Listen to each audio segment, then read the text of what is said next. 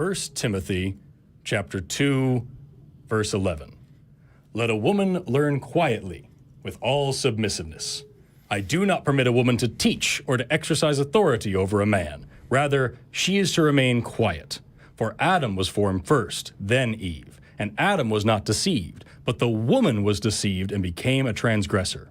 Yet she may be saved through childbearing, if she continue in faith and love and holiness with self-control. Gross. Disgusting. And it's real gross. Hey, if you think that this is the good book, you should call us and talk about it, because the show starts right now.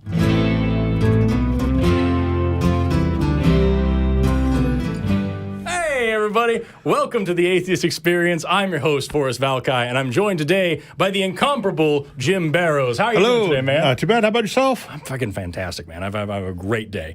You started out with some science earlier. Yeah, of course.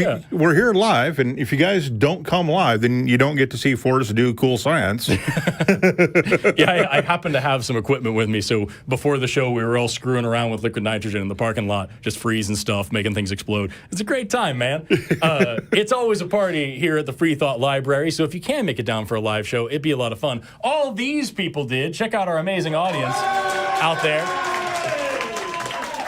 We are live in the studio on the last weekend of every month. So if you can ever make it down, come see Talk Heathen live, come see AXP live. It's a barrel of laughs. It's always a great time. Before we get started, though, there's a couple things that I want to let everybody know. Number one is that the Atheist Experience is a product of the Atheist Community of Austin, which is a 501c3 nonprofit organization dedicated to promoting positive atheism and the separation of religion and government. Also, we have a question of the week going on here because we've started this new cool thing. A sort of a share your experience question down in the comments. Last week we asked, if it weren't for blank, I would still believe in God. And we have some answers here. The first one is Blake Walker. If it weren't for God being powerless to stop the devil from corrupting my soul, I'd still believe in God. I mean, honestly. Another one is from Todd Sullivan. If it wasn't for how much fun it is to be a sinner, I'd still be a Christian. Hard agree. And then finally, number one from QC. If it wasn't for people using thoughts and prayers in place of actually doing something, I'd still believe in God. They can get behind that one as well. Yeah. And we have a new question for this week as well. If you're interested in participating and being a little bit more part of the community, we've got what did the caller say to make Johnny look like this? So leave your comments down below. We'll pick our favorite comments from the comment section and read them live the next time we run this show. Let us know what made Johnny P look so dejected and so distraught. Jim, what do you think? I think it was because somebody believes because their feet don't smell.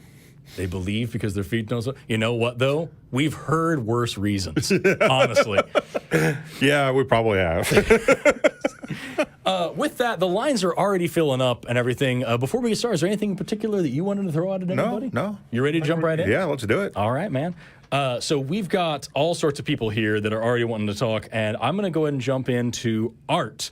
Pronouns he, him from Pennsylvania says, atheists are quitters. You're absolutely right. Sometimes. Art, you're on AXP. How are you doing today? I'm doing great. How you guys doing? Doing well, man. Never had a bad day in my life. Okay. So what do you mean atheists are quitters? I can't tell if you're joking or not.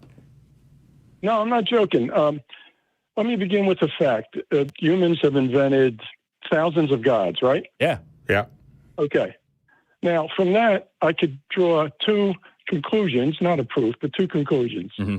One is that since we assume all those gods like Thor and whatever are fictional, it would be easy to suspect that gods of today are fictional. Jesus, for instance. Mm-hmm. I could vibe with that. Because it's been so pervasive, we might think that maybe there's something there to be discovered. And I'm going to turn to something I read about chemistry very briefly. The alchemists believed in the four elements, and they were trying to make lead into gold. They failed. But I read that they precipitated or helped the development of chemistry. Yeah. Yeah. It's a big part of the history of science, yeah. Etc. So the idea is, I think that perhaps there's something out there to be discovered. And so it's kind of like you have the Hegel, you have the thesis of theism, you have the antithesis of atheism. And I'd say that perhaps there's a synthesis, but atheists don't go there. In other words, they stop at the antithesis. Right, right. And can I just say one more thing before I stop? Atheism is good. It's disconfirming evidence. And if you want to find the truth, you should not only look for evidence which supports what you believe, but evidence which contradicts what you believe. So I've gained a lot from listening to atheists and reading atheist material. It's good stuff. But I feel that there's another step to go and they don't take it. And that's my whole case. What's the step? What is the step? The step is that they go from, some do, they go from a rather naive, silly idea of God. Let's say like Thor and Jesus, like, like God impregnated a woman that wasn't his wife so their baby could grow up to be tortured. They go from that idea to there is no God. Well, I think that somewhere in between is maybe some sort of ultimate reality or something that you understand just how silly the whole Jesus story is, right? I mean, because it is literally what you just said, right? You've got an omni-God who effectively built the world so he could kill his son. Yeah, I agree. Perfect. Right, and that is not a God that's worthy of worship. That is not and there's no evidence for it, right? Because it's not rational to accept things as true when you don't have sufficient good evidence to do so. And so, yeah, I mean, throwing out things because they're ridiculous and is perfectly valid. Yeah, I would build off of what Jim was saying because, like, you're absolutely right. The premise as a whole is fatuous and it doesn't really work. But even if I wanted to give it a lot more, leeway and kind of go into speak to your point a little bit about like, well, okay, yeah, we can reject Christianity and we can reject these big God claims, but that's not to say that there isn't some sort of supernatural thing that's guiding planetary formation and guiding evolution and it's kind of participating in this way. And for that, I would just say, okay, show me evidence. Like that's the thing. It may be that there is something out there that's a little bit beyond our understanding. But until we have good reason to believe that, it would be silly for us to then say, well, just based on the possibility, I guess I better assume. It reminds me, there's an old story that is probably apocryphal, but it's pervasive, of Napoleon meeting with Pierre-Simon Laplace, the great French physicist. And Laplace has done all this research and published all this work in mathematics and astronomy and in physics and all sorts of amazing things, discovering how the universe works. And Napoleon says, I praise you for all this work of discovering, all the inner mechanisms of the universe around us, but I noticed you've never talked about the universe's designer. And Laplace says, I had no need for that hypothesis. It works just fine without it. And so from an atheist perspective, I'm a scientist. I study science and teach it for a living. As I do that, I could say, okay, so here's everything I know about evolution, and here's everything I know about life, and here's everything. And also, there's this magic too. But why? Why would I need to do that? What am I missing out on by not doing that until proven that I should, All right. Okay. Well, first of all, I'm sorry. You're just fine. Go ahead. Okay. First of all, I would say that supernatural is a vacuous term because we don't know the limits of the natural world. So what I'm talking about is finding, as I say, I haven't found it, but something like some sort of supreme being, not in the sense of a person, maybe, but in the sense of like ultimate ground of existence, something like what the Taoists talk about. Or what I'm saying is that we're not, and also, let me get back to an original point, because so many cultures have created so many gods and goddesses, I think it's easy to think that maybe it's something there, but they're just not getting there. Lots of cultures have dragons too, right? Is there something there? I'm sorry, what was that? I missed that. Lots of cultures have traditions of dragons as well. Cultures all over the world have stories about dragons. Do we need to be thinking about dragons as maybe a possibility as well? Or is it much more reasonable to conclude that all dragon stories start with a dinosaur fossil or something? Yeah. Thank you. Yeah. And it's the same thing with the storytelling you're talking about, right? We like to have explanations for things. And so, something that we can't explain, God is a perfectly good explanation until you have better explanations. And now we're at a point where we can look at the entire world and go, it's just not necessary. Yeah, that really is what it boils down to, for me at least. Is I think you hit the nail on the head when you started this call by talking about alchemy. They didn't know what an atom was. They didn't know what the 118 elements that we know about today were. There's a reason why we still talk about oxygenation whenever something is losing electrons. We call it oxidation, because even though it's losing something, it's getting lighter. And so we used to think, oh, it's turning into oxygen. We have these fossils, these vestiges, these artifacts of early science because we didn't know any better at the time. And now we do. And so with religion, you're right. Lots of cultures, pretty much every culture all over the world has some sort of supernatural, some sort of religious backing to what they think happened in the world. They have some religious explanation for the world around them. But because it's their first attempt at explaining the natural world, it's also their worst attempt. We didn't know where lightning came from. I know everything that happens is caused by me. So if I'm not doing the lightning, somebody else is. I'm going to name him Thor. You know what I mean? But now we understand how electrons work. We understand a little bit more about weather. We don't need that anymore. The same way that we don't need, alchemy to try to turn lead into gold. We know how gold is produced. We know we can make it through nuclear fusion if we really wanted to. We know so much more, and it's so much cooler without that supernatural stuff involved. And also just Occam's razor, right? It's the explanation that has the fewest assumptions that covers everything that is best. And as atheists, we have one less assumption than you do, right? We have one less premise than you do, right? You've added God for no particular reason that we can determine. And so why do we need God for anything? Well, first of all, I wouldn't say you need it. All I'm saying is, let's put it this way. I'm saying maybe the alchemists are like the religious people. And they were all wrong, and they were doomed to failure. And I'm saying, by this analogy, maybe the atheists are like the guys who said to the alchemists, forget about it.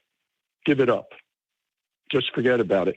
But because the alchemists persisted, they eventually chemistry. Right, but those alchemists persisted to do tests and to attempt to prove that you could do it. Yeah. Right, and had the chemistry not evolved from that, they'd have been a dead end. Like so many, like phrenology and so many other so-called sciences that have, hit the stage, so to speak. And so again, the time to believe something is when you have sufficient good evidence. We don't have sufficient good evidence to believe. Occam's razor tells us that if we don't need that particular premise, then we shouldn't use it. And furthermore, believing in God, which version do you want to pick from? Because there's at least 1,000 different denominations with 1,000 different gods. Some of those people say that gay people should burn, and some say they shouldn't. And then you've got the quote that Forrest read earlier about not allowing a woman to teach a man. I mean, we've had some phenomenal women, some of whom were responsible for expanding the Christian faith, who did some amazing things with teaching and with science. And yet, if that had been followed exactly, then guess what? None of those things would have happened. And so limiting one gender of the human race just seems incredibly stupid, given that both genders are equally intelligent, equally smart, and equally driven, and can do many of the same things. It just seems stupid. And if you have to pick a religion, now you have to go in, especially with Christianity, now you have to go in and interpret a book. A book that was not designed to be a science book, was not written to be interpreted in only one way. It's just a series of stories that you get to interpret any which way you want, and they're all valid. The guys at the Baptist, Westboro Baptist Church, are just as valid as the most liberal church here in Austin. They both have very, very valid beliefs. They're both based on the Bible, and they're both equally correct in their interpretation of the Bible, because that's all it is interpretation. So why limit yourself in terms of that when you can look at everything that can be done and look at and why restrict anything? Why be bigoted? Why be misogynistic about it? Yeah, I think that really does speak to the fact that, like, because I understand what you're saying. You're not saying like necessarily specifically only the Bible type. But like that is the gambit, isn't it? Though, is that like you have to pick? No. Can I elaborate on that? I think sure. that what I'm envisioning doesn't exist, or at least, but the epistemological method would have, if you're going to do a genuine search, you have to give up the silly epistemological method where someone said something or wrote it down, therefore it's true. Right. Yeah. The search would have to take any writing as just mere writing and any alleged God as just, whatever. But what I'm saying is that I think a search could be done and something could be found that would make sense to both sides. Now, I don't know that's a fact. But what I'm saying, let's put it this way. If evidence is ever presented, it probably won't be an atheist who found it. It'll probably be someone who continued searching, who gave up. Strongly disagree with that. The idea. Yeah, I would strongly disagree with that. And the reason is because the whole purpose behind scientific endeavor, and I'm not trying to conflate science and atheism here, but like the whole purpose behind scientific thinking is prove me wrong, prove myself wrong. You never accept a hypothesis. You fail to reject one. And so, like, if you're talking about who's actually going to be doing the discoveries, there's lots of times over the history of science where we have found something that shattered our worldviews, that completely changed the way that we thought of and interacted with the natural world around us. That happens a lot. And if you study the history of especially biology, it's over and over and over and over and over again, knocking us off our pedestals and changing the way that we see the natural world, changing the way we see our place in it. If anybody's going to change their mind when presented with new evidence, it's going to be an atheist or a scientist or maybe someone who's both.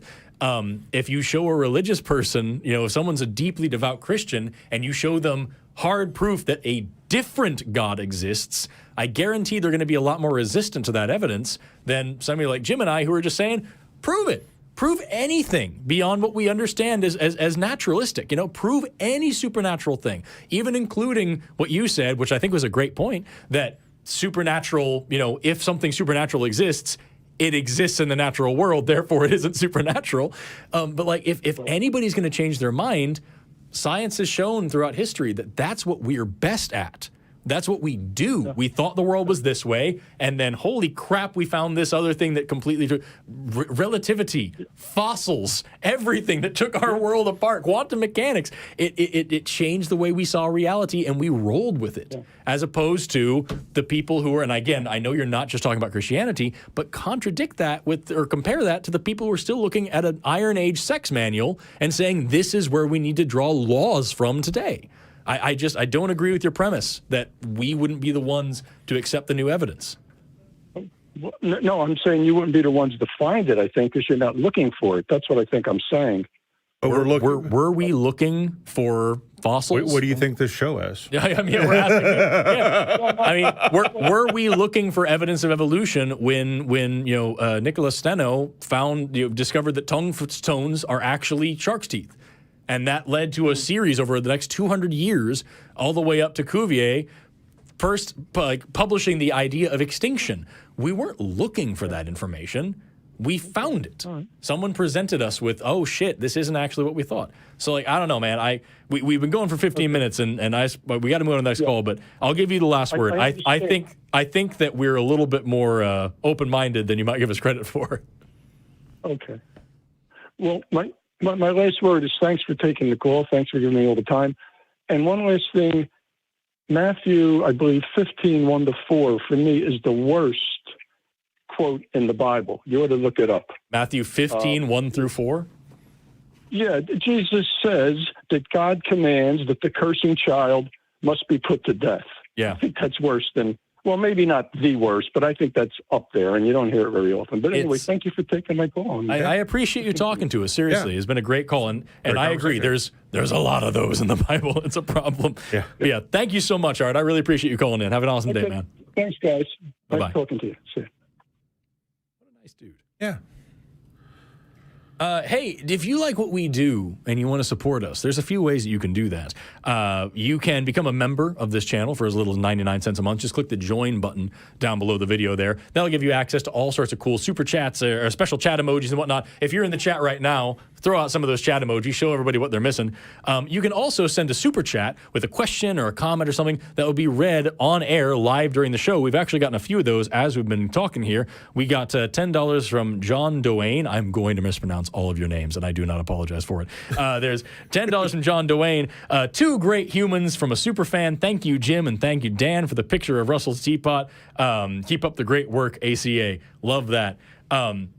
Greg Murkowski sent a $10 as well. 2 doses of Forest and Jim to boot today. Sorry I didn't have a second silly crab question this afternoon. He's referring to Talk Heathen, where I was hosting there, and we talked about crabs. 5 pounds of what? I don't know. From Paul Hamish, Christian says to Johnny, if you don't believe in Jesus, you burn in hell, but he loves you. That would make me have that same face as well. And then Wandering Walrus sent in 2 pounds as well. Very, very kind of you. Thank you so much. So if you want your Super Chat read live on air, please send it to us. Do you have something? No, I was going to say, John had asked last time I was here, I think it was last month, for a picture with some hosts and Russell's teapot, which is... Oh, that one over there. I didn't realize what you were saying, yeah. Yeah, that's Do you want to bring it down here? We'll take a snapshot. Everybody get your cameras ready in the audience. This is a once-in-a-lifetime thing. Screenshot that and make it your desktop wallpaper. Yeah. For true fans of the show. Yeah. And it was just Dan and I, so we took some pictures for him and sent it to him. So, That's excellent. yeah.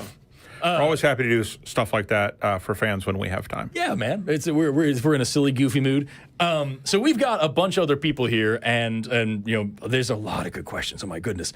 I do want to do this one for sure, but I also like this one. Which do you prefer? Which one of these? Yeah, let's just do the top one. And cool. Sounds good to me. So we're gonna go with Michael, pronouns they them, from Colorado. Wants to talk about the proposition that faith is required for both atheism and theism. How are you doing today, Michael? Hi, I am well. How are you? I'm awesome, man. Awesome. So, yeah, do you want to expound a little bit on what you're saying here? Was this a specific circumstance that you wanted to talk about? Yeah, I was having a conversation with my friend Jen this morning about their transition from regular Christianity, so just Protestantism, over into Catholicism. Mm-hmm. And they were talking about how they have just as much faith as like an atheist does. And my alarm bells in my mind went off. And I was like, well, that doesn't sound right, basically, because I listened to you guys for like the last 2 years, every single show. Yeah. And that doesn't ring anything. And I'm like, that doesn't sound right. Yeah. And so my question I wanted to ask was, how do you reply to someone that says they have faith in what they believe, just as an atheist has faith in what they believe? Yeah. So you go first. Yeah. To do a reframe of their point, that atheists found evidence, or that their point of saying that atheists found evidence for there not being a God, to that there is insufficient evidence. Yeah. I wanted to know how to reply when they said they found insufficient evidence for themselves, but not for all. All right. So sometimes Christians in particular, and theists in general, will conflate faith and belief. And they will think those two words are synonymous, and they are not. And faith, the two most common usages are complete trust or confidence in someone or something. And the second most common usage is strong belief in God or in the doctrines of religion based on spiritual apprehension rather than proof. And so the first thing is with that first usage of faith, complete trust or confidence. I don't know of any scientist or report that is complete trust or confidence in the science itself. It's always in terms of probability. You know, we see this happen in 90% of the cases, 80% of the cases. We see this happening as a percentage, and very rarely do we see things in, 100% of the time. And sometimes it's when we see something happening 100% of the time that actually happens. So we don't have complete trust or confidence in someone or something. We apportion our belief to the evidence. So if the evidence is 80% confident, we are 80% confident. So we don't have that. Belief, on the other hand, I prefer the philosophical definition, which is the attitude one has towards a proposition. So you can have that attitude to accept a proposition, or you can have the attitude that you reject a proposition. And so faith and belief are not the same things in any way, shape, or form. And so, no, we do not have faith like a Christian does. We just can't have faith like a Christian does. And the second sense of the word faith, and in the first word of the faith, some atheists may think that, but honestly, we should apportion our belief to the evidence, and if the evidence isn't 100%, then we shouldn't be either. So we really shouldn't be one, but I would admit that there are probably some atheists who do have that definition of faith for science. And, there's science in general, and then there's, particular areas of science, physics, or particular claims like gravity. So that's kind of where I would go, is just say, hey, you just don't, you don't understand the difference between faith and belief. And, point out that, no, we simply don't. And also, most atheists that I'm aware of are agnostic atheists. And we use the atheist label because it's easier. And me personally, I use it because it's funnier than just the agnostic label. So, we also have to get into exactly what we mean, which is why we don't use the philosophical definition of atheism here, which is simply that we lack a belief in a God. We reject the truth claim that there is a God. Some of us will accept the claim that there are no gods, and some of us reject that claim either until they have sufficient evidence. Those people are technically agnostics. So that's kind of long-winded. Okay. Yeah, I would say just to because you said everything I would say and then more. That's great. Like it's just, the whole thing boils down to, I don't believe you. That doesn't require faith. That's the opposite of that. I always try to summarize to say, if I tell you there's an elephant under this table, you can say, yes, there is, or no, there isn't. And both of those require faith. But if you just say, I don't believe you, you're not making a claim. You're waiting for me to give you the proof. And so that's kind of where we're at as atheists. Mm-hmm. But if you really wanted to give a simplified thing, if your TV is turned off, what are you watching? What channel are you watching? What are you using the TV? Like, that's kind of where we're at now. We don't have a belief system. We don't have a faith. We don't have a religion that we're participating in. It is the absence of all of that. And so, what channel is the TV on when it's off is what faith do you have as an atheist? It's or what hair color is bald? You know what I mean? It's just not really the same thing at all. Those are quippy ways that I would say it, because I am a smug and sarcastic young man. But I'm sure you'd find a better way to do it.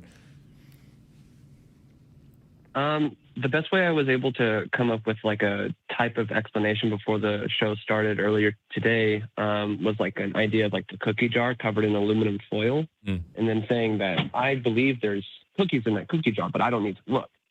I go to look at the cookie jar, open up the cookie jar and look and see that there's no cookies, and tell them I don't see any cookies, and then saying to me that, well, you don't see enough cookies for you. Right. Would that be an equivalent to what there's you're tiny cookies, you guys. Yeah, no, I totally get it, man. And that's the thing, is very oftentimes, theists will attempt to drag atheism or science down to their level by saying that it's faith-based. You believe in evolution, you believe in you have faith in atheism, whatever like that. And they'll probably see it as trying to find common ground. But at the end of the day, you can't escape the fact that if you don't have a reason for believing things and you believe it anyway, that's an issue. And so the best argument is well, you do it too. It's if that were true, that wouldn't mean you're right. It would mean that we are both wrong. So it's even if I agreed with you, you're still in the wrong here. So yeah, man, I wish you all the best with it. And I think if you have any other questions you wanted to know about specifically, we'd be happy to take them. I have one more question. I'm so sorry. Oh, that's fine. So I was having a conversation with my father about evolution. Yeah. And he said that he doesn't believe in evolution specifically because it doesn't tell us what the first seed was. And I had no idea how to, evolution has nothing to do with that. Basically just sent him. Yeah. I would just point out, that's abiogenesis. That's talking about how life started, and there's a lot of really cool evidence for that. There's a lot of different hypotheses and ideas of how things could have gone on, and we have cool evidence for most of them. But if you want to know how life began, you can start looking at the fact that like there's 4 major macromolecules of life. Those are proteins, carbohydrates, lipids, and nucleic acids. Those are made individually of amino acids, sugars, fatty acids, and bases, nucleobases, nitrogenous bases. And we found literally all of those things in space. They make themselves. So they all self-assemble.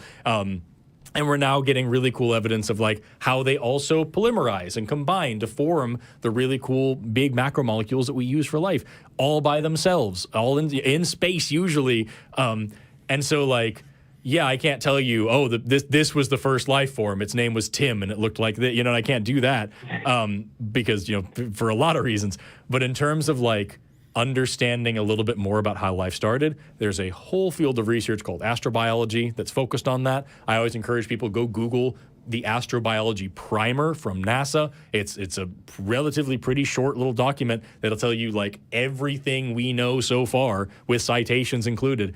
But as far as wave biology is concerned, that is not the point of evolution. And so it's kind of like saying, I don't believe in plate tectonics because it doesn't tell you how the planet formed. That's not what it's there for. You know what I mean? Yeah. Yeah, that makes sense. Anyway, I hope that helps, man. But thank you so much for calling in, Michael. I really appreciate your time.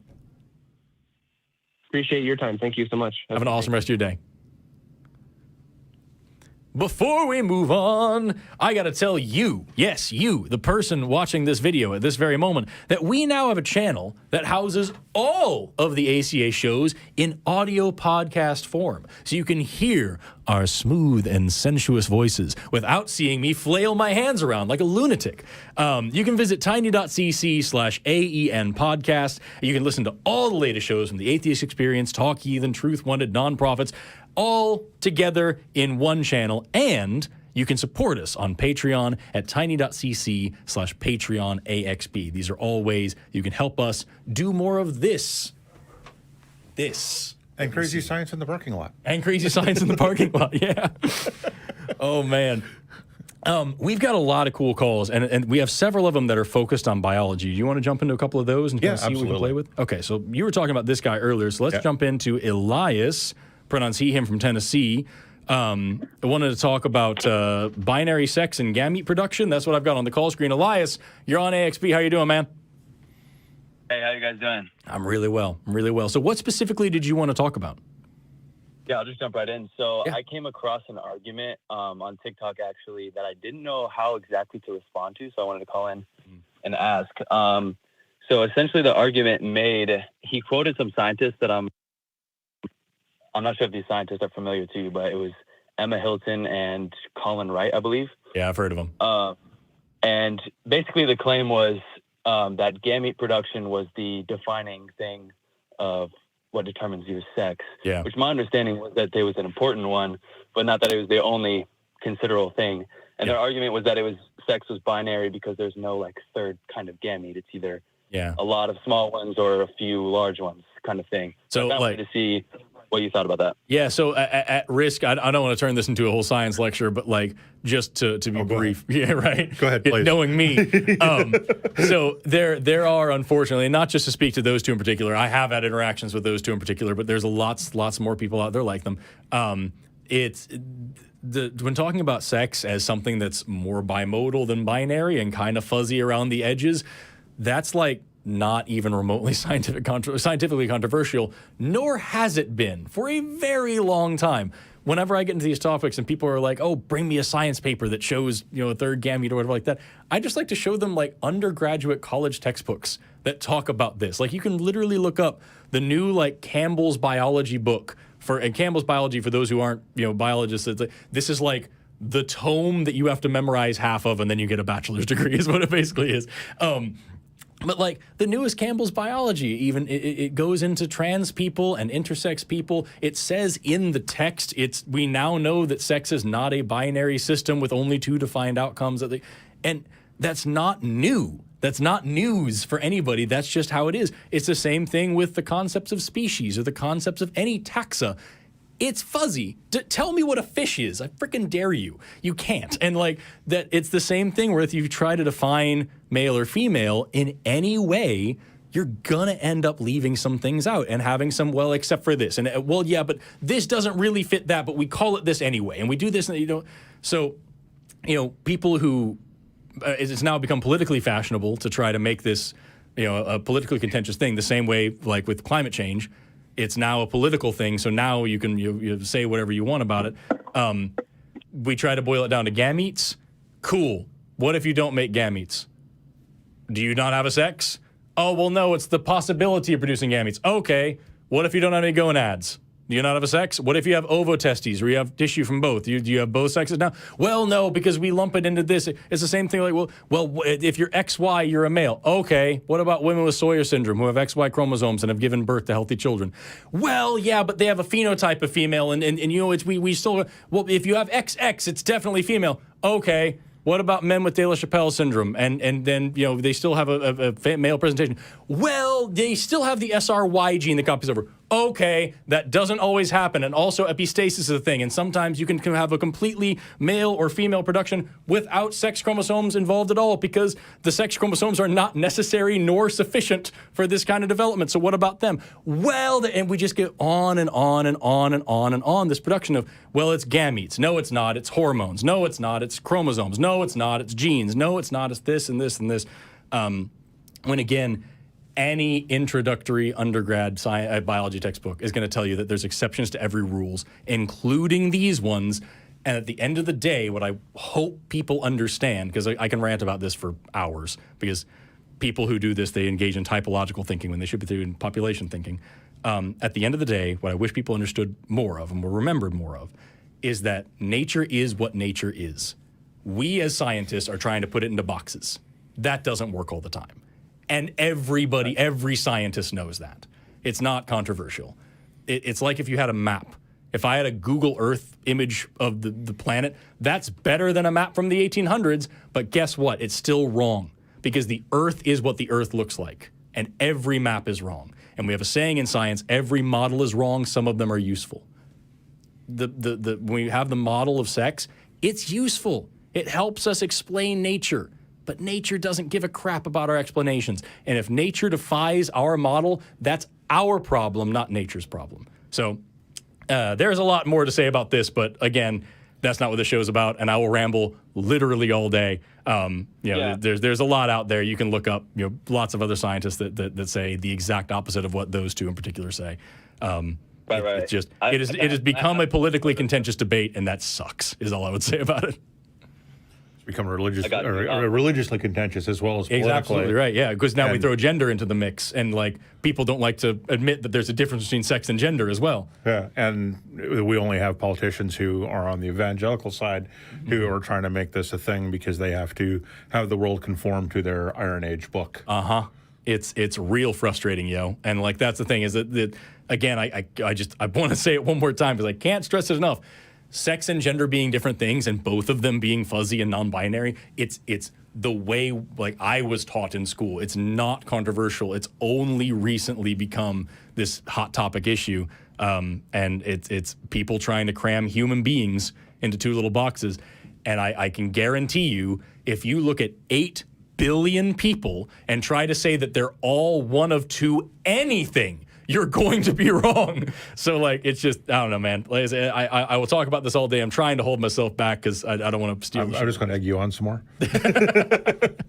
Did you have any other questions about this, Elias? Anything else you wanted to dig into? Yeah, slightly. Two small things. One of them, I definitely understand what you were saying, and that's kind of more or less what I responded with, just without all the smart sounding stuff. There's one part I specifically didn't know how to respond to, which was another quote that they gave from those, I know from the same two people, but it was that to confuse secondary sex characteristics with their literal sex would be wrong. Yeah. And because I referred to, I gave up the response that why are we boiling it down to just gametes now instead of chromosomes? Like the chromosomes was the thing last month, now it's gametes this month. Right. Like, why are we boiling it down to just gametes now? And that I just don't know if there is any way to respond to that, and there may not be, but I just wanted to know. Basically, all I would say is it's so the same people who will tell you that the term uterus owner or birthing person or something like that is offensive because it boils women down to just their uterus are the same people who will also tell you, I'm a real woman because I have a uterus and I can give birth and so on and so on. Like it's talking out of both sides of the face with nonsense. At the end of the day, simply put, sex and gender are different things. Neither one of them are as laconic or as simplified or as strict and binary as we like to pretend. We have a model. Right. We have a model of nature, and nature is much more interesting than our simple little models can allow for. And if you're trying to boil somebody down to their gamete size or their chromosomes or whatever else, I'm not for it, man. I think nature's way cooler than that, and it's just. When you can define a fish, maybe then you can define what a man is too, and it's not a plucked chicken. Speaking of that model, I had one last quick question about the bimodal distribution graph or what curve, whatever it's called. I heard one objection I heard to that was that the x-axis would make somebody more male than someone else, and that didn't make sense to me. My immediate thought was that it's not that someone's more or less male than somebody else, but rather they have more typical male characteristics. Is that correct? Like, what is the x-axis? That's the long and short of it. And so, like that binary distribution they show, it's a teaching tool. It's a gross oversimplification. Even still, you can graph something with a ton of different variables in it. Look up non-metric multidimensional scaling. You get a bunch of clusters on a thing because you just plugged in like 30 different variables into one single graph, and it's still two-dimensional. It works. And so, like. When you say, okay, so give me the definite exact thing on this x-axis, I would say you're missing the point a little bit, because at the end of the day, what you have, this is as simple as I can put it, you have a multivariate system, because sex is not just one thing, right? It's a lot of things all happening at the same time. It's a suite of characteristics, right? So you have a multivariate system without one single solely determining variable, and without one single variable that has only two options. And when you plot that on a graph, when you put all these things together and throw them all and see what it is, you get a bimodal distribution, a strongly bimodal distribution, I'll grant you. Incredibly strongly bimodal, sure. But there's still a varium of continuation between those two things.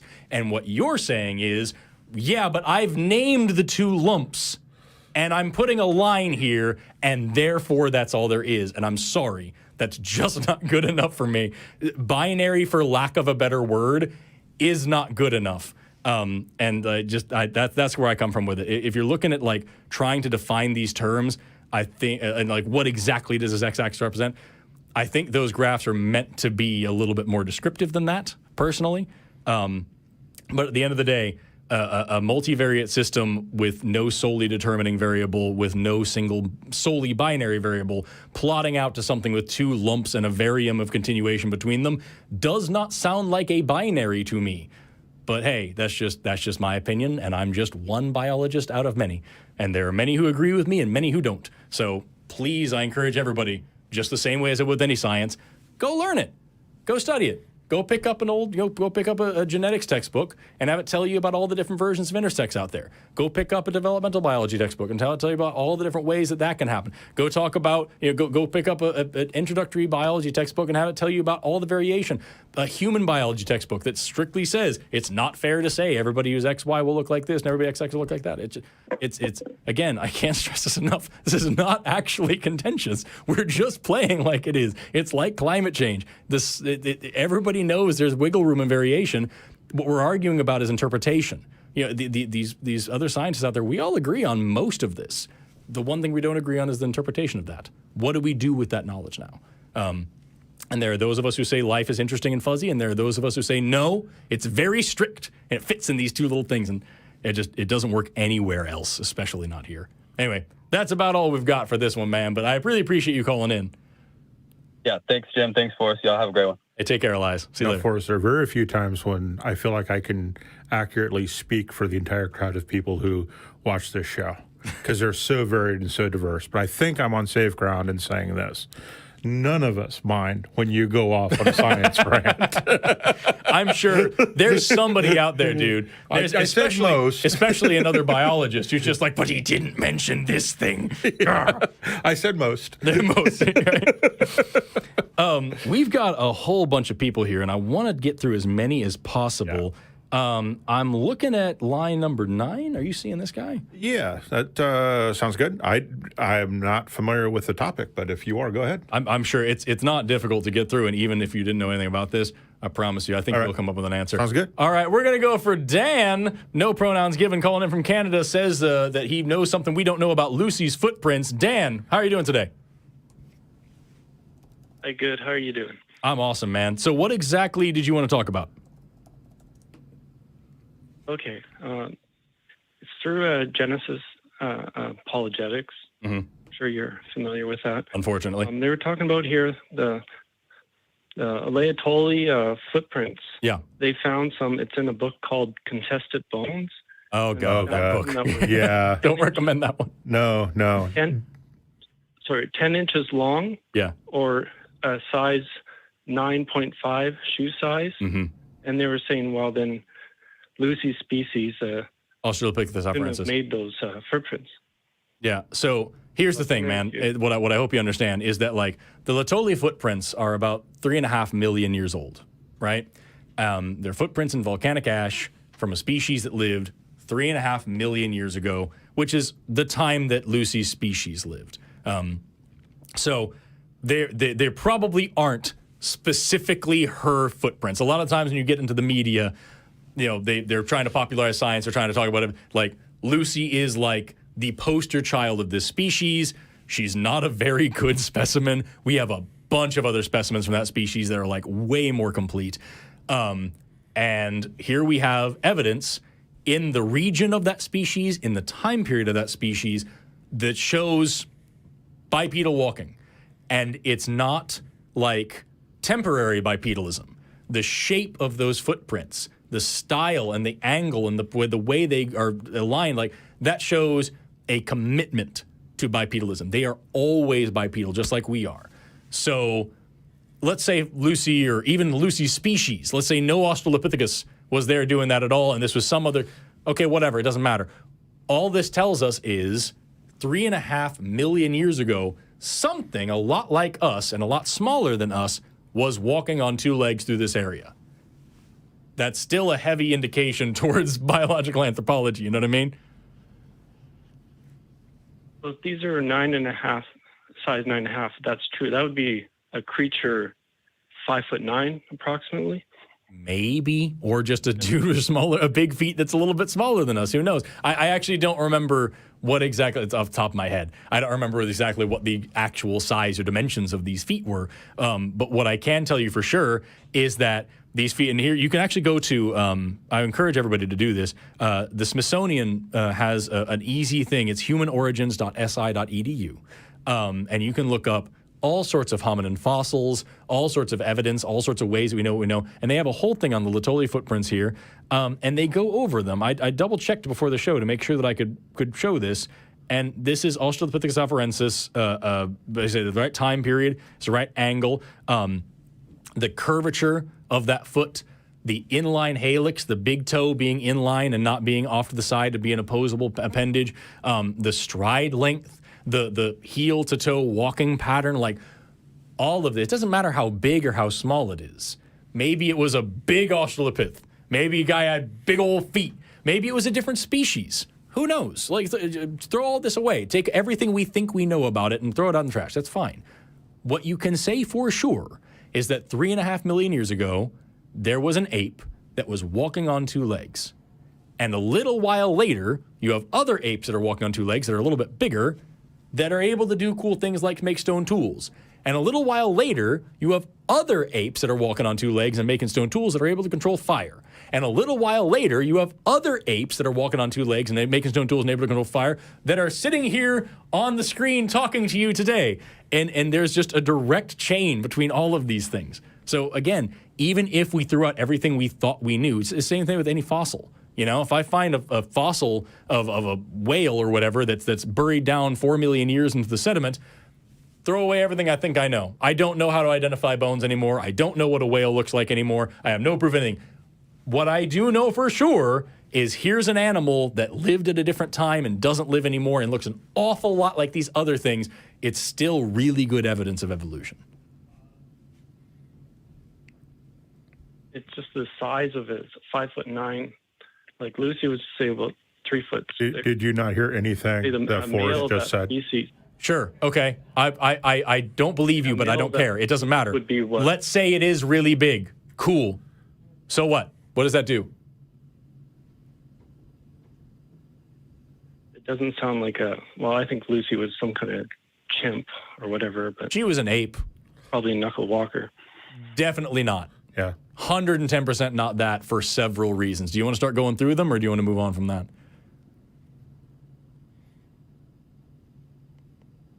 Oh, it was Owen Lovejoy. I think he's the one that.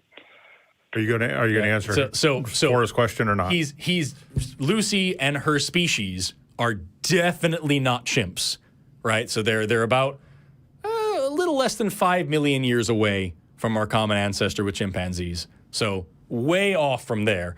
And she absolutely was not a knuckle walker. Her hips are not positioned properly for that. Her feet are not positioned properly for that. Valgus knee is not positioned properly for that. Her foramen magnum is not positioned properly for that. So, like, very, very no. Like, that, no part of her skeleton even remotely hints at her walking on her knuckles. Like, no.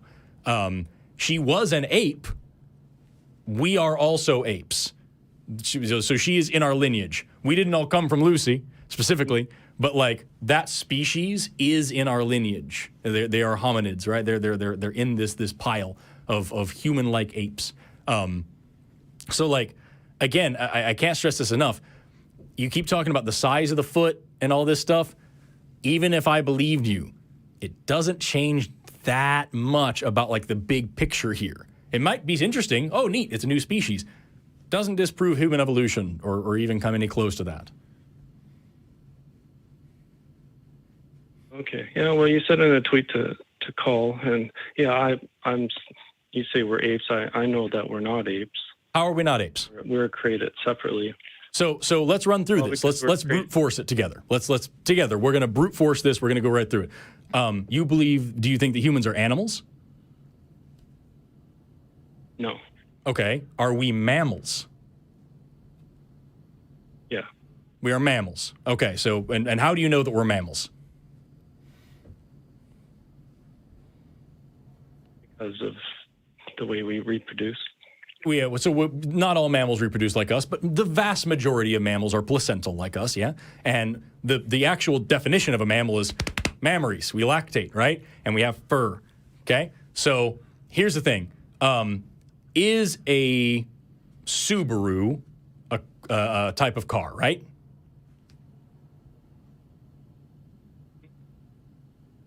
A Subaru is a type of car. Can we agree on that? Yeah. Okay, cool. So, like, if I were to say to you, yes, a Subaru is a car, but it's not a vehicle, would that make any sense? You say it like that. I just know that we're created separate. Well, I'm trying to understand this with you, right? If I say that a Subaru is a car, but it's not a vehicle, that doesn't work, right? A mammal is a type of animal. Vehicle. All mammals are animals. A mammal is a classification of animals. So if we say humans are mammals, but they're not animals, it's kind of like saying a Subaru is a car, but not a vehicle. It doesn't really, really make sense, right?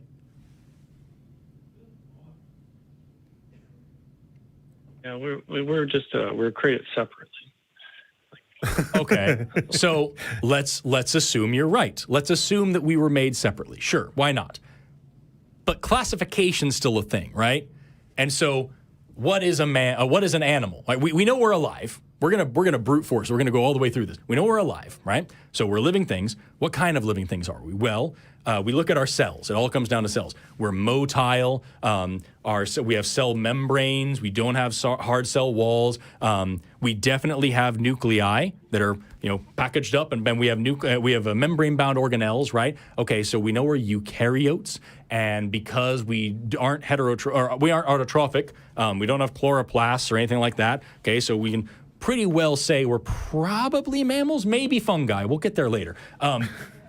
We look at ourselves and we say, okay, we're multicellular, right? That makes sense. We don't reproduce by like filamentous budding or anything like that. kind of straying a little bit away from fungi there, but also there's the whole situation of us having this spinal cord, right? So definitely not fungi now. We got past that. So we're in the phylum Chordata. We can get in there. What else about us? Well, we have these crazy... We know we're mammals. We got through that. We got through mammals. We also have these thumbs going on. Crazy opposable thumbs. If you look at the tips of our fingers, we have fingernails. We don't have claws. We have these reduced canines. We have a reduced sense of smell. Really, really good vision, right? We're getting closer and closer. We're now in primate territory, right? So we're definitely primates. Check out my butt. Still don't have a tail. So that's going on. We have a kind of a short, stiff lower back. I've got really, really flexible shoulder joints. Definitely leaning more towards ape now. Also, I've got a hyoid bone going on in here, so that's going to land me in the hominin clade. And we move right on up to Homo sapiens by things like, so I can make stone tools, so I'm on Homo. I can control fire. I'm past Homo erectus. Got a big old honking brain and a flat, stupid face and a gross, tiny mouth. So definitely Homo sapiens. Like, you can go through this step by step by step, and you're going to get the same answer all the time. Humans are apes. We are primates. We are mammals. We are animals.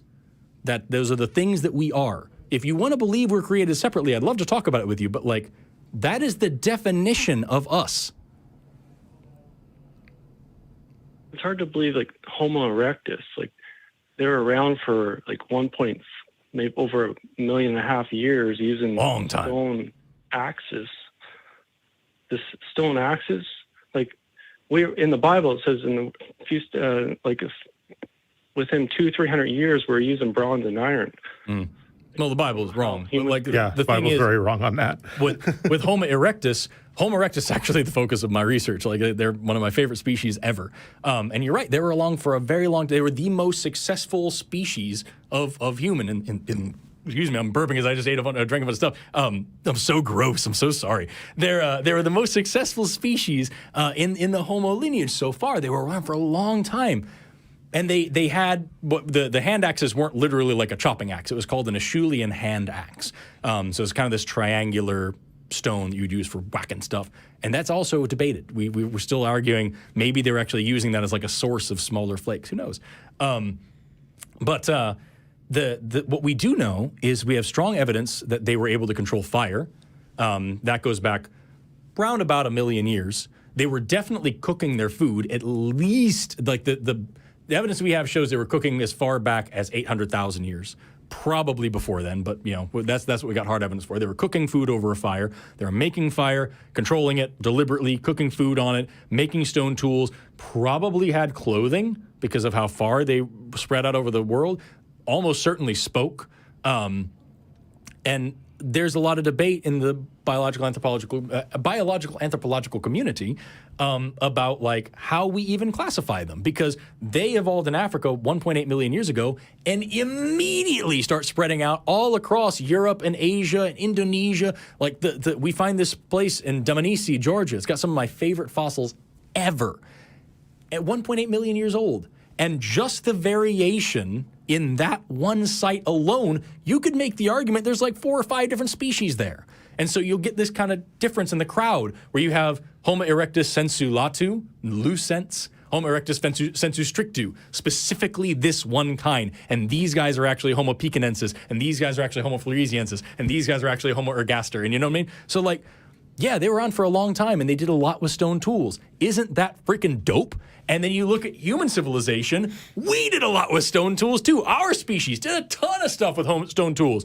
And then we started getting into melting metal and stuff. And we went that way pretty quickly, like rapidly growing. The time difference between like the first like metal tool, the bronze tool, the time between that and right now with you on this horrifying machine of silicon and glass watching my ugly mug burp into the microphone like a freaking caveman, the time between those two events and the production of the first stone tools to then, tiny little thing. And so like, yeah, dude, it's freaking cool. It's radical. It's wild. It doesn't do anything to make the case that we're not animals or we're not apes or that we're not special.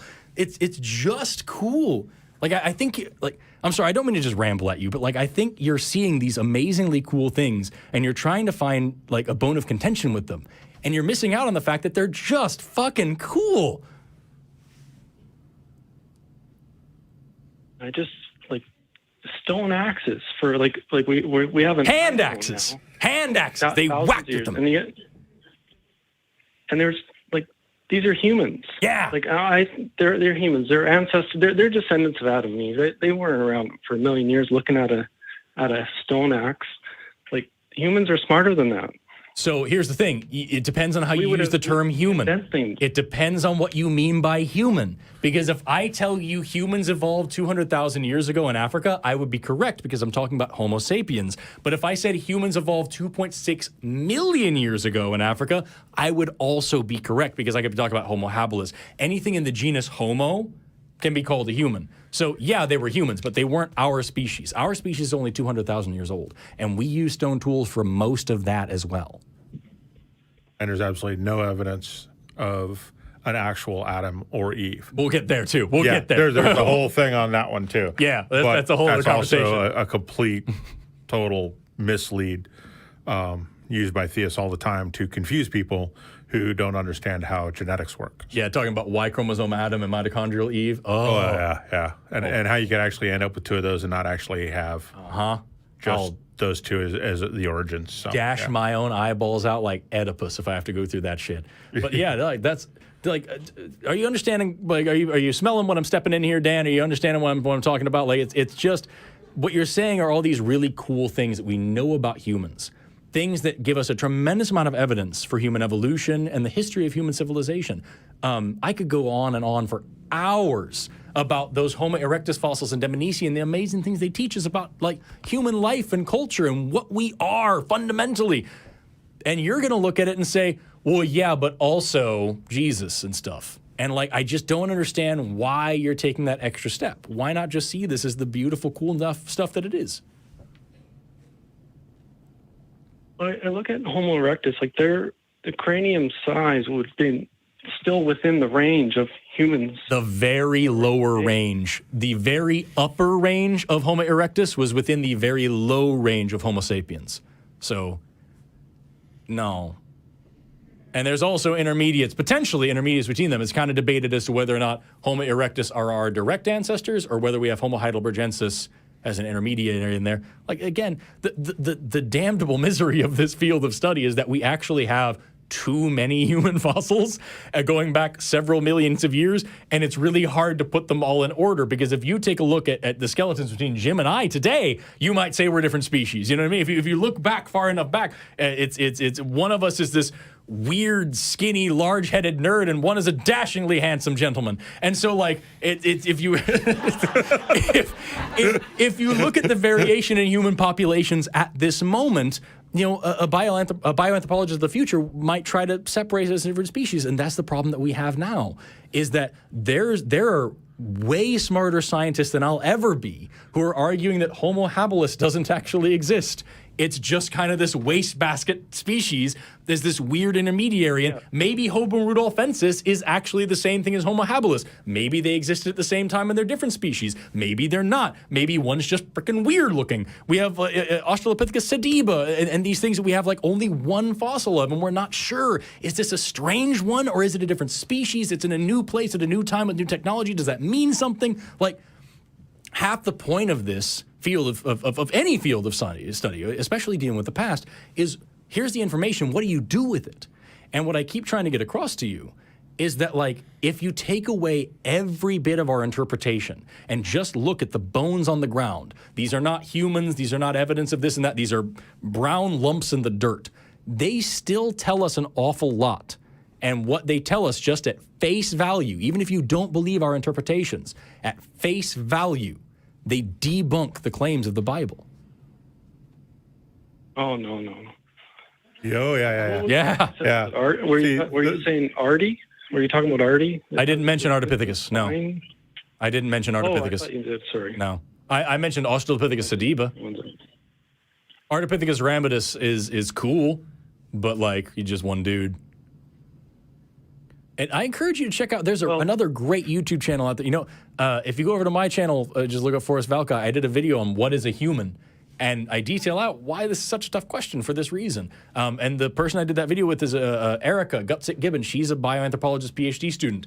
She studies this stuff immensely more than I do. And she's got a page-by-page debunk of contested bones. Yeah. Yes. She, for those of you who don't want to read the book because...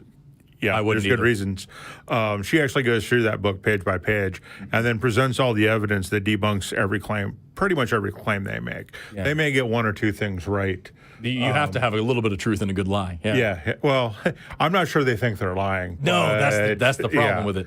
So I don't want to go quite that far. But yeah, there's definitely, I mean, that entire book is, you can just go through page by page and go look for real evidence and find out where they're completely mistaken on almost everything they say. Right. And that's the thing, Dan, is that what I hope you understand from this is that, like, what you're presenting to us here, and this is not to shame you've bought into this narrative that these people are making money by selling you. That's their job, is just to come out here and say, oh, evolution's not true, and here's why. But none of these things are new. This is some answers in Genesis level, just hogwash of people who sometimes are scientists, who also believe in God, and therefore they're going to twist everything they know about science to the point where it comports with this, with the Bible. And it just doesn't stand up to reason. And I'm not the arbiter of science knowledge here. Again, what I'm trying to get across is, like, none of this is new info. Nothing you're saying here is actually, like, any kind of challenging to anybody who knows how this stuff works. And I encourage you to go look up other people like Erica who study this stuff for a living. And who can tell you, like he said, line by line, why books like that and claims like that just don't hold water. Okay. Well, just saying what you're saying, debunking the Bible. Nothing debunks the Bible. So except the Bible. Except the Bible. The Bible debunks the Bible quite a bit. Jesus said that we were created. So what? And he can't lie. Let me ask you a question, Dan. Like, serious question. Do you believe that, like, any part of the Bible is wrong? Oh, wow. What a question. Yeah. Oh, what's the follow-up question here? That's a simple question. Do you believe that the Bible is completely infallible, or do you think that there's some parts of it that have to be interpreted differently? Do you think there's some parts that have maybe mistranslated over the years? Or do you think, like, page by page, cover to cover, it is a perfect book, it has no errors in it? It's God-breathed. It's a yes or no question. It's God's word. Dan, that's a yes or no question. It's pretty simple. It's the truth. Okay, so let me ask you a quick question, Dan. Just in your understanding here, were humans created before or after animals? After. Okay, so then you would agree with Genesis chapter 1 here, where it says that God made Adam and Eve together. Pardon me. This is Genesis chapter 1. He makes all the water, the animals in the water, and the water brings forth every living creature that moves, winged birds, beasts of the field, blah, blah, blah. This is all in chapter 1 here. And then later on in the chapter, he says, now let's make man in our image and our likeness. And he makes women and men together at the same time to have dominion over the animals that he just created. So he makes the animals first, then he makes humans. That's what you're saying? Mm-hmm. Okay, so then you would disagree then with chapter 2. Because in chapter 2 here, right after that, the same page, he makes Adam, and then he says that it's not fit for Adam to be alone. I will make helpers for him. So out of the ground, God made every beast of the field and every bird of the heavens and brought them to the man to decide, and Adam decides what to call all of them. And then after that, he puts Adam to sleep, takes one of his ribs, and makes woman. So in chapter 2, he makes men, then the animals, then woman. So chapter 2 is incorrect, is what you're saying. Chapter 2, like Genesis 2:19, it said, "Now the Lord God," you can put "had formed," like he's saying that he had formed already, like it was like a summary from chapter 1. Okay. Why would the summary be different than chapter 1? Most summaries tend to follow the exact same flow that they did in the book to make them make sense.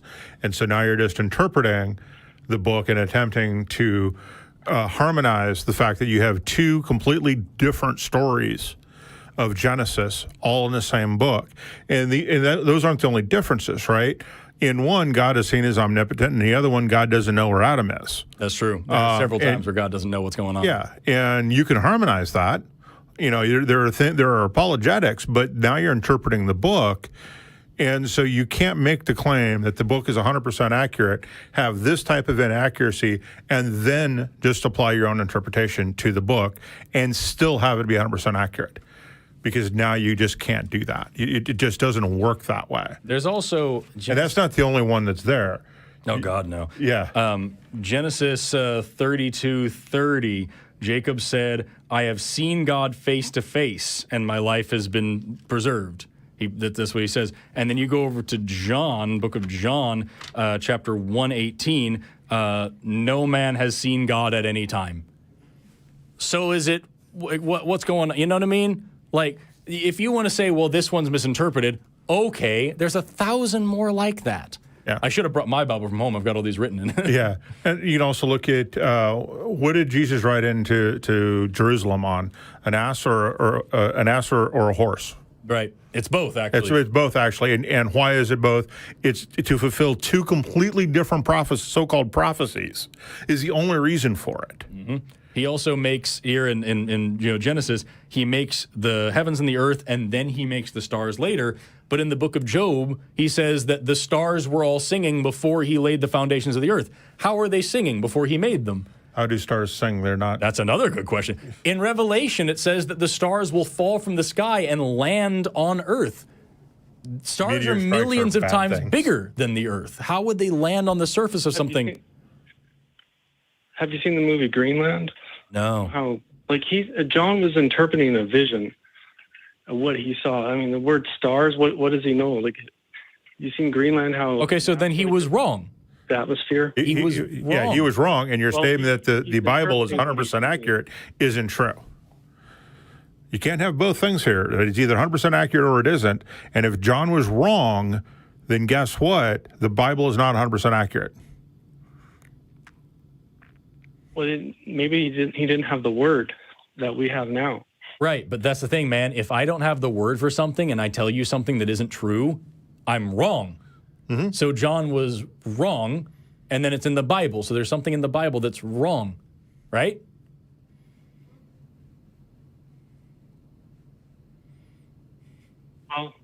We'll all be resurrected one day, and we'll...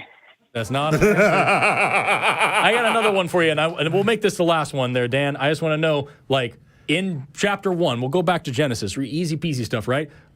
He, in verse 3, makes light, but then later on, he goes on to make plants, but then after that, he makes the sun and the moon. So how did plants survive without sun, and how was there light without stars?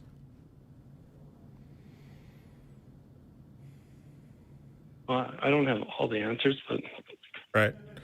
And that's the thing, man, is like what you're doing here is you're carrying this massive baggage, a millstone around your neck, if you will. And you're trying to justify and make excuses for this. That's just plain wrong. There's so many things in this book that just are not true. Factual inaccuracies, historical inaccuracies, scientific impossibilities, things that don't make any freaking sense to anybody. And you're caught up with this baggage of saying, no, it has to be right. And if it doesn't make sense, if it doesn't fit with my logic, then I must be wrong and something else is it. There's some deep secret here and we'll all be resurrected. Like, what I want to ask you, Dan, and I mean this, would you ever use this kind of thinking for absolutely anything else, ever? What do you mean? What kind of thinking? This faith-based thinking. I've read the Bible.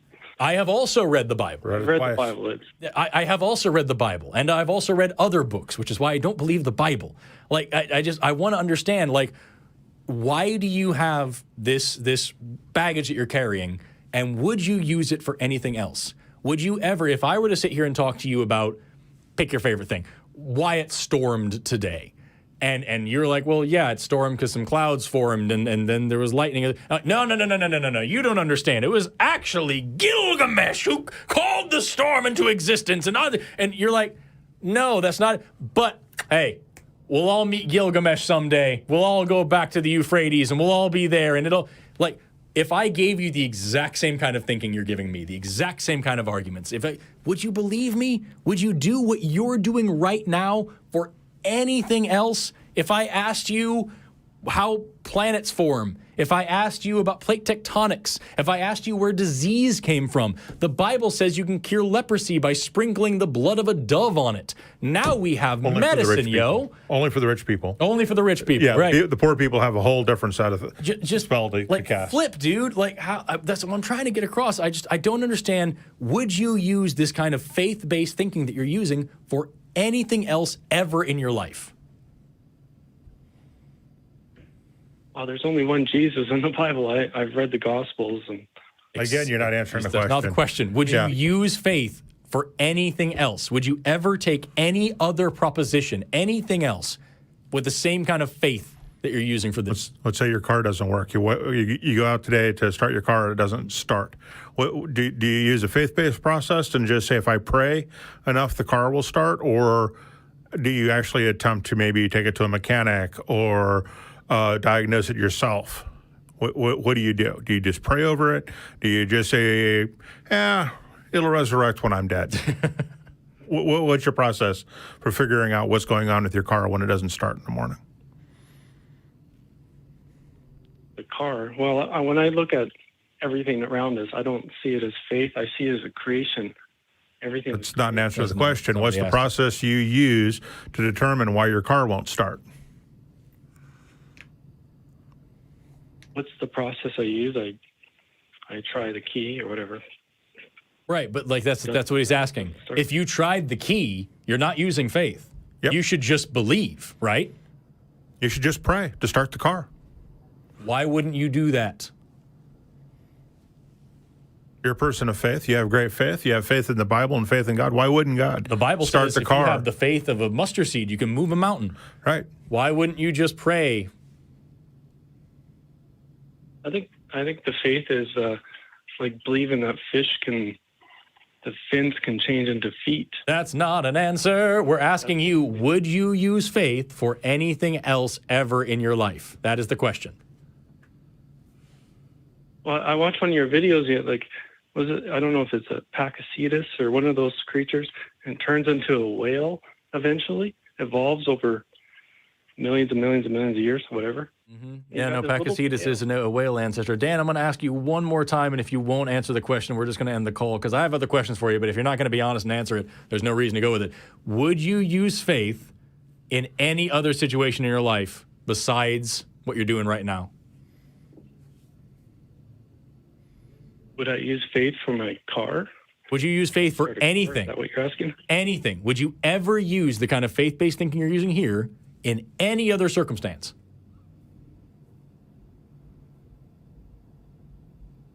It's hard for me to understand what you're asking me. That may be part of the problem. Yeah. Is faith a reliable path to the truth? Is faith a reliable way to know true things?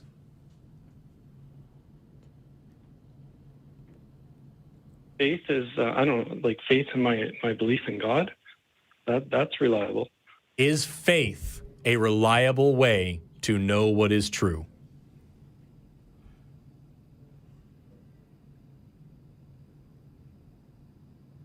Well, with the Bible, yes. So only the Bible. It's only the Bible. So if I have faith that you're 4 gerbils in a human suit, are you in fact 4 gerbils in a human suit if I have enough faith?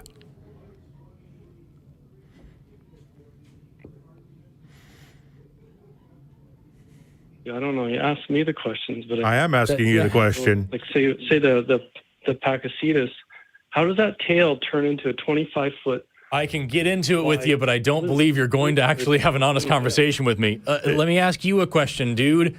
The Bible condones and justifies slavery. And here in America, slave masters used the Bible to then tell their slaves that what they were doing was justified. People who wanted to keep slaves used the Bible to justify it, because in the Bible it tells you how to keep slaves, where to get them, how hard to beat them. Is that good? Is that true? It's in the Bible. Should we take a faith-based position on this and say, hey, it's in the Bible, so it's right? Or should we say rationally, owning another person is wrong, therefore this part of the Bible sucks. We're not going to participate with it.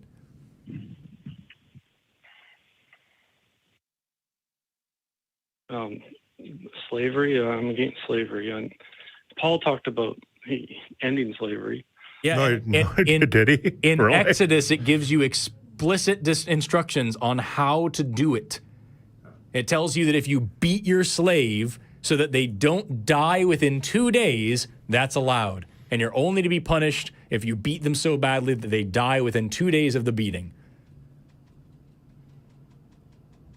Well, the Old Testament, moved on to the New Testament now. Yeah, the Ten Commandments are in the Old Testament too, right? So we should forget about those for sure? Well, that's true. And being gay is also in the Old Testament, not in the New. Yeah, so we should just kind of throw that out. And apparently, many Christians today have thrown out the "don't get tattoos" thing. Right. Don't touch the skin of a dead pig. I still play football, you know. Yeah, exactly. So maybe you're right there, but I don't think you are, because you can go either way with that, depending on. And that's a big problem with the Bible. But anyway, you are one of the nicest three gerbils in a human suit to have called. And I have complete faith that you are, in fact, three gerbils in a human suit. We have a book that says it. Yeah. If we don't now, we'll write one. We'll write one, and then it's true. Yeah, then it'll be true. But everything that evolution is simply a fact. You can go look at it. It's the change in allele frequency in a population over time. That's all it is. Really simple. That really boils down to it. I guarantee, we only have 10 minutes left, and I wanted to try to squeeze somebody else in. Yeah, let's try to do that. Yeah, we've been on this call for 34 minutes. Yeah, but Dan, I guarantee you believe in evolution too, because you believe in free changes in the heritable characteristics of the population over the course of multiple generations. But we've got to move on. We've got a bunch of other stuff to do, but I appreciate you calling in, and I hope you call back again sometime. I hope you call back in on Skep Talk, too, because I'm on that show, and we're not on much of a time crunch. We go real long. We can dig into all your questions, okay? Okay, thank you. All right, take care. Bye-bye. What are you thinking? I've got to go through the super chats really quick, because I didn't do that earlier, and we were on that call. We did only part of them, so. Yeah. We were on that call for a minute. And we got a bunch of super chats. Let's see here. I think you ended with Wandering Walrus is what I do. So we've got Dylan Flynn, $4.99 to say Forrest and Jim are looking excellent today. Why, thank you. Thank you. $20 from IME Trader, I think. IME Trader? I don't know, man. That is actually, they spelled it out. IME Trader. Christian says to Johnny, I've been studying evolution, and I find it ridiculous that you believe a chimp and an ape could mate to produce a human baby. I've heard things almost as ridiculous, y'all. Yeah.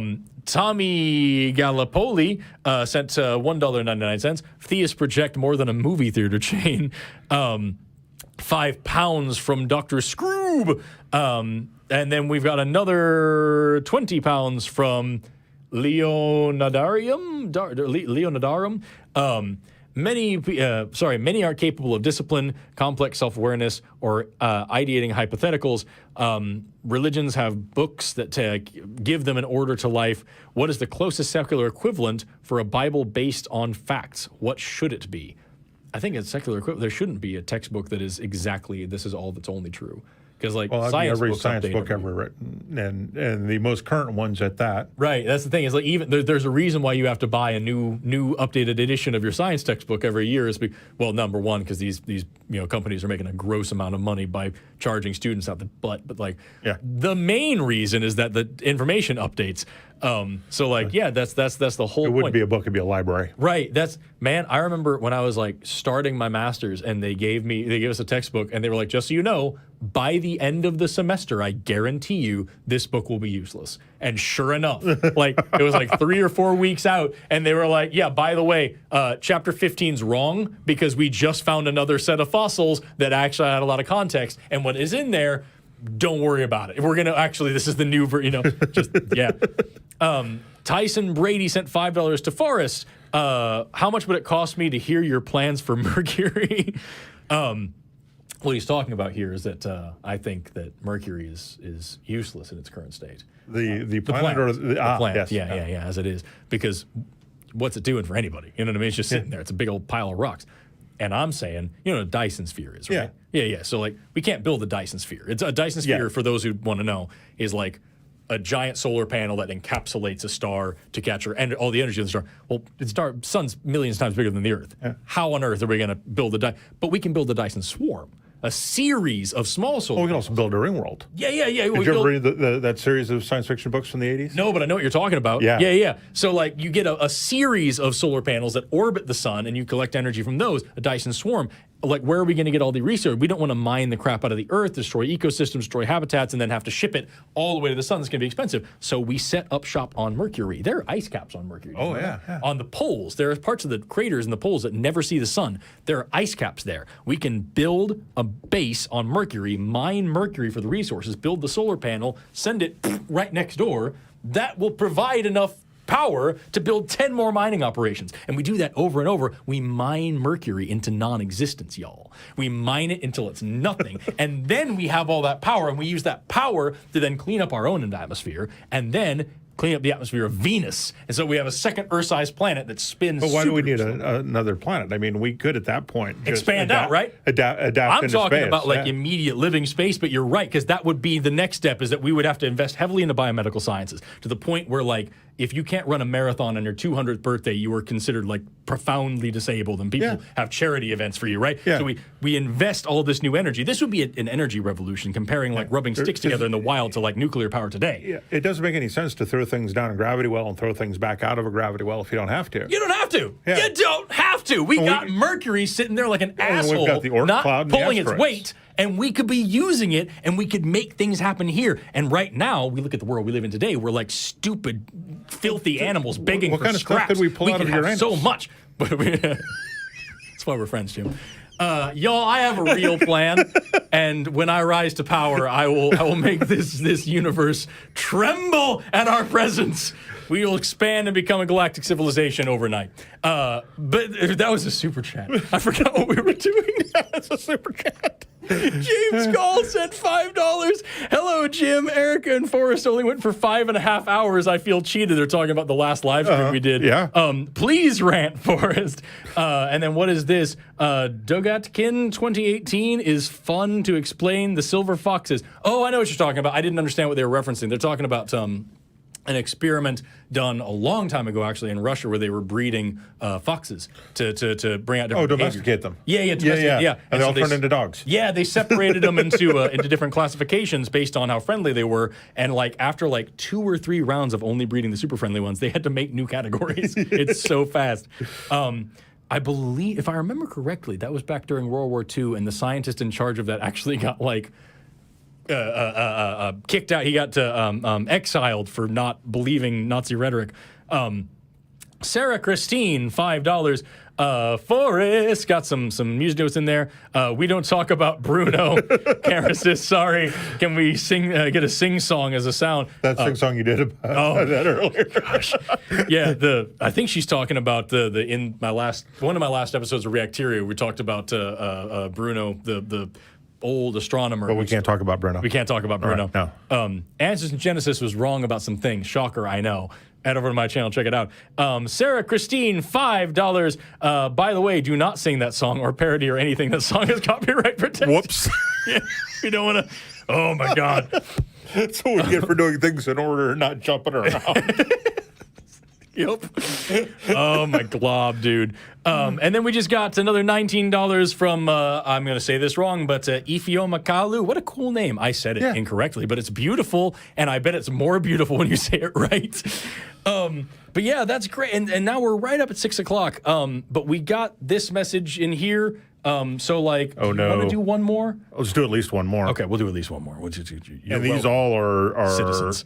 just invitations for you to launch. Hey, by the way, if we're going to go longer, I'm also going to do the job that I have.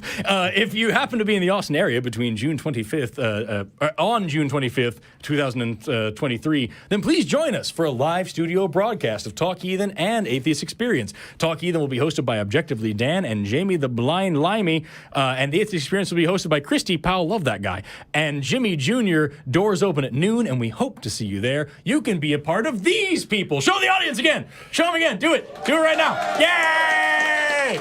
Louder audience. Yay. Oh man, yeah. So I really actually I'm glad we're going further because both of these sound good. I want to take this guy. Go ahead. Does that sound good to you? Oh Okay. yeah. We got David, who's an atheist in Arizona. How would I bring up being an atheist to my students? David, you're on the Atheist Experience. How are you doing today? Hello, Forrest. Hey there. Thank you for taking my call. Hey, it's our pleasure. Hello to Jim. Hey. So my question. So I've heard that you, Forrest, are an educator. I am an educator myself. Mm-hmm. My question to you is: do you ever have students asking you about atheism or what do you believe? Yes. And how do you respond to them? Depends on what I'm doing and where. Okay. Yeah. So like, I have students. I work in a junior high. I don't know if you can share whether you work at a university, high school, or junior high. I work in an area where the demographics are predominantly Christian, Mormon, and so when kids ask me, "What do you believe? Do you believe in a God?" and I wish I so wish I could just openly say I'm an atheist for this, for X, Y, and Z. But unfortunately, I'm always afraid that if I say, hey, I'm an atheist for X, Y, and Z, that it's always going to backfire. Maybe they're going to go home to their religious parents. Parents are going to reach to the principal, and now I'm in trouble. So here's the thing, man. I'm an informal educator. So rather than having one set classroom, which I do from time to time, like I'll get hired to do like one semester for a place, but like generally speaking, schools, colleges, libraries, universities, whatever will hire me to come out and do like workshops, stage shows.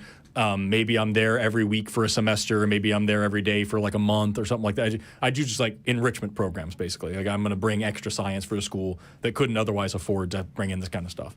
So that's what I've been doing for a little while.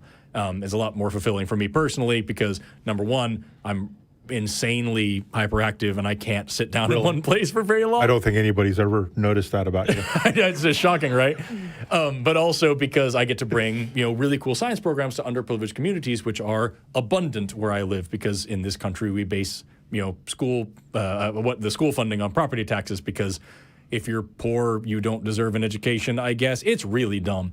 The point is, if I'm in a public school setting, and I'm around, kids that have to be there, I'm not going to answer that question.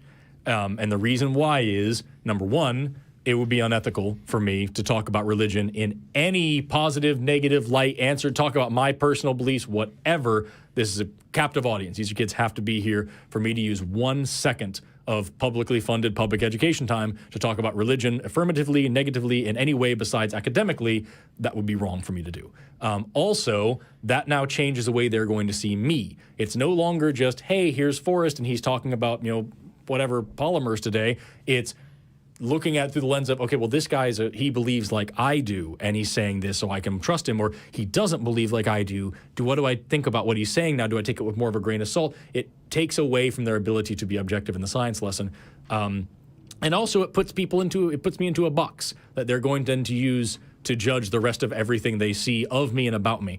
So like, lots of my students that I have on a regular basis, I'm hired by like homeschool associations to come do enrichment programs over several semesters. And so like those kids have seen me for years. They know who I am. They know what I do for a living. They know that I'm on shows like this. They know me. I'm still not going to talk about it in the classroom, right? Because at the end of the day, that's what it boils down to, is an ethical issue. And when kids ask me about religious stuff or political stuff as well, who'd you vote for? Are you a socialist or a capitalist? Do you Democrat or whatever? That is the answer I give them. It would be wrong for me to answer your question. I'm sorry, I can't tell you. If, however, we're in a different situation where it's less formal, if I'm at a library, if I'm doing a free show, if I'm hosting a show that someone comes to see, if I'm doing a live stream, whatever, if I'm doing an event, I'm going to be at VidCon and NocoCon this year. I'm going to be there around people doing performances. If they ask me something, they're there of their own volition. That's fine. I don't care. But like, and I'll be very upfront about it because I think it's important to normalize atheism. That's how I would handle it. If it's a public school classroom, taxpayer dollars, those kids have to be there. It is unethical for me to say what I believe and why in any capacity. And there are a lot of people that disagree with that.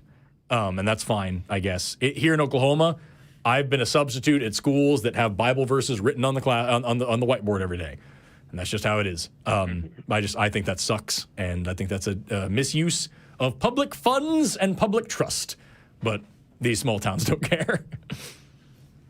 Yeah, no, I get it, and I appreciate your input. It makes, that's basically what I've been doing. But I was, when I heard that you were an educator, it kind of excited me, and I was like, I'm just genuinely curious to hear how Forest handles that. Yeah, and it was hard, especially because, I don't work in one single classroom all the time, but when I was getting my education degree, I had to be, I was there a lot as the student observer and whatnot. And you're building relationships with these kids every single day. You're working with them and everything, and they want to know about you. And you have to draw that barrier because otherwise you lose that professional stand. You know what I mean? So trigger now the comments of people saying, well, then they shouldn't also talk about their sexuality in the classroom. Don't be gay around the kids. You know what I mean? Oh, my glob. I can see the comment section already. Can you not? Oh, maybe I've been being on the internet for too long, but I can already tell you where this is going. Yeah, really. Yeah. No place good. Anyway, I hope that answered your question. Jim, do you have anything you want to throw in? No.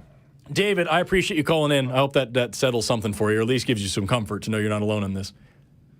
Yeah, absolutely. Well, thank you, you guys, for everything you do. I listen to you guys weekly. I love you guys' show. I love what you guys do. Looking forward to continue hearing all kinds of topics with you guys. Right on, fantastic. Man. Thank you. Thank you so much. Take care. Thank you, guys. You too. Bye-bye. Have we talked about the crazy people in the other room who actually allow us to do all this fun stuff? I don't think we have yet. We haven't? Let's not. No. Okay. Yeah. Well, yeah. They're letting us go long, so we better. Check out the crew, y'all. Look at them. That's actually a place. Yeah. Those humans exist. And those folks are what allow us to come up here and bump our gums and look semi-good on TV. But there's one person who almost never shows up, and that's Justin, who answers all of our email. Oh, really? Yeah. And you think the calls are bad, folks. You have seen nothing. I don't think you were around when hosts were also answering emails. I have an ACA email. I check it maybe once a month because it is a cesspool. I hear you. One time on a show, we were talking about vaccines, and I mentioned herd immunity and why it's important that enough people get vaccinated in the population. And I got an email about that, like, does he really think we're just cattle, calling us a herd? Oh, this is disgusting. You're aborted fetuses and blah, blah, blah. It's like, oh, my God, dude. And so as much work as those folks do to make us look good, Justin takes the brunt of the lunacy in our email. And so we should, I always like to shout out for him as well, because he's often forgotten because he's never on, next door. We also have a new call screener today, if I remember correctly. Yeah. I think she was in the shot of the crew. I don't know, but thank you to our call screener. Yeah. And thank you to our moderators in the live chat as well. I'm sure Katie and so many other people are in there. Tearing people several new assholes for using all caps and for everything else they do. We do have a couple other super chats here. $10 from Thomas Neal. Amazing idea, but let's be honest, I don't want to do the research through the Bible to find the contradictions to show people like to discuss the topic. Publish yours. Dude, you can go, Skeptics Annotated Bible has a website you can go through. There's some other ones that did as well. Didn't Talk Origins have a Bible thing as well at one point? I think so, yeah. Yeah. But honestly, Hannah and Jake have an amazing channel where they go through the Bible and read it, and they kind of point out their understandings here and there. If I had my Bible from home, I should have brought it. Mine is just dripping with highlighter and with notes in the margins and everything like that. I have a special color highlighter for every time God's evil. Just every single time he's an asshole. And then we also got Bjorn Kamitz. Yes, Bjorn Kamitz sent 500 kroner to say, hi, guys, not a U.S. citizen, but I think your cause is an important one. Thank you very much. We agree. Now, if the U.S. had election to change the In God We Trust back to in pluribus unum, do you think the majority of U.S. citizens would vote? I don't think it would pass. I would love that. I don't know. We're seeing... I think one of the things that we forget is that the evangelicals make great talking points and great clicks because they're so controversial and stupid in what they say. Yeah. And so they're in the rapidly shrinking minority. So I don't know about today, but I think in a couple of years we could probably put that to a vote and get it back to e pluribus unum, and mind your business on the other side. That'd be really nice. It is crazy because and this is very much flowery. I'm a very quixotic person, and so this is a little bit head in the clouds, but it's who I am. Is that when I was growing up? I'm a millennial. I was born in '92, and I was always taught by my parents' generation, just this is just the way it is. Get over it. And I'm like, why are people starving? Why we have cars and helicopters and shit? Why do we not have houses? And they're like, that's just the way it is. So over. And my generation's game plan for the past 30 years has been to get into a position of clout and power that we can start to change things. And now we got Gen Z's crazy asses. Oh, yeah. And they're right up there on the front lines punching Nazis with us. And it's amazing. And we finally don't feel alone. And it's amazing. And I think back to my grandparents' generation, these flower children and everything. And they're finally, the dream is starting to come true. Surely. Yeah. I have so much hope for the future, y'all. And you're right. I'm cynical right now. I don't think it would pass. But honestly, I like your perspective. Eventually, I like to think it would. And I think it's sooner rather than later. Yeah, definitely. With the way things are going. TikTok is a hell of a place. And we're getting more and more atheists every day. People just asking basic questions. With that, we're 10 minutes overtime. I think it's about time we start wrapping things up. Oh my glob. Outro things. Just so you know, if you want, we'll be back I'll be back on June 11th with Seth Andrews. I've forgotten what the date was on that. Seth? Oh my. Me and Seth. That's a show. Oh my. Yeah, I'm going to wear the same black. I'm going to get some glasses. I'm going to slick my hair back. And I'm going to be in here talking about the thing that we don't really talk about with religion is just how absolutely ridiculously insane it is, because it makes you talk like an idiot when you have to believe. And I'm just gonna, oh my God, I'm doing my best Seth impression. That was bad. But I hope you're watching this, Seth. He's gonna text me tonight fuck you. Really quick, before we get out of here and I embarrass myself any further, one last shout out to our crew, our moderators, our call screeners, and the audience is amazing. Thank you for coming out here and being live in person in the show. You guys are all great.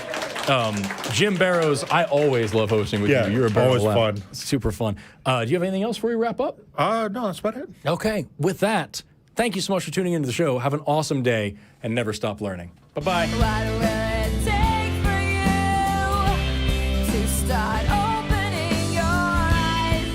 Stop questioning the bullshit everyone around you buys.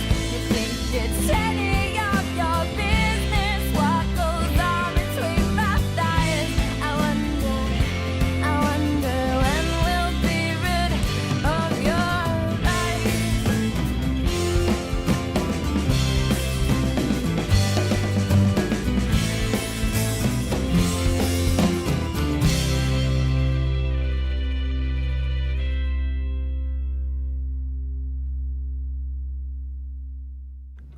Watch Talk Heathen live Sundays at 1 p.m. Central. Visit tiny.cc/YTTH and call into the show at 512-991-9242 or connect to the show online at tiny.cc/callth.